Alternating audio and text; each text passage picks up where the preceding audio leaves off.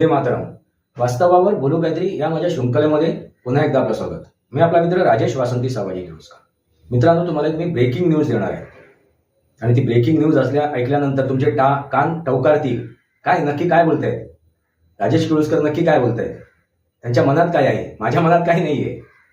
मला जे आता राजकीय परिस्थिती दिसते ना, त्या राजकीय परिस्थितीवरती भाष्य करायचं आहे.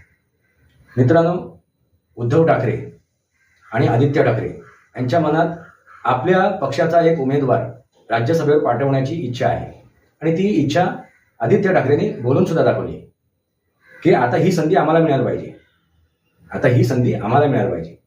आमचे आकडेवारी जर केली तर आम्ही मविओमध्ये म्हणजे महाविकास आघाडीमध्ये सर्वात मोठा पक्ष आहे. आमची संख्याबळ जास्त आहे. त्या संख्याबळाच्या दृष्टीने आम्हाला तो मान सन्मान मिळायला पाहिजे. पण देवेंद्र फडणवीसनी जाहीर केलं की आमचे 6 उमेदवार जाणार हे नक्की आहेत. 7वा उमेदवार आता महाविकास आघाडीने ठरवावा आणि त्या दिवसापासून महाविकास आघाडीमध्ये खलबते चालू झाले. कोणाचा उमेदवार जाणार? काँग्रेसने प्रयत्न केले की आमचा उमेदवार जावा.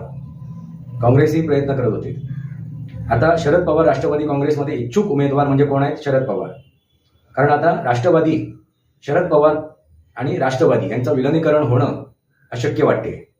तर आता आपलं राजकीय अस्तित्व टिकवण्यासाठी एकमेव संधी आहे, ती म्हणजे काय, तर शरद पवार राज्यसभेवरती जाणं.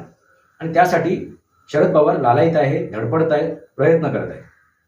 मित्रांनो, आता या प्रयत्नाला किती यश येईल सांगता येत नाही, कारण आदित्य ठाकरेंना त्या मान्य नाही आहे. पण आदित्य ठाकरेला जरी मान्य नसलं तरी त्यांच्यामधील ज्येष्ठ, सर्वश्रेष्ठ जे आहेत ते म्हणजे कोण? संजय राऊत. त्यांना ते मान्य आहेत, कारण त्यांनी ते जाहीर करून सुद्धा टाकलं की आमची सुद्धा इच्छा आहे शरद पवार हे राज्यसभेवरती जायचे. आणि ज्या प्रकारे सामन्यांमध्ये संजय राऊतांनी जे लेख लिहिला होता 2 भावांच्या विरोधात, त्यानंतर ही खलबत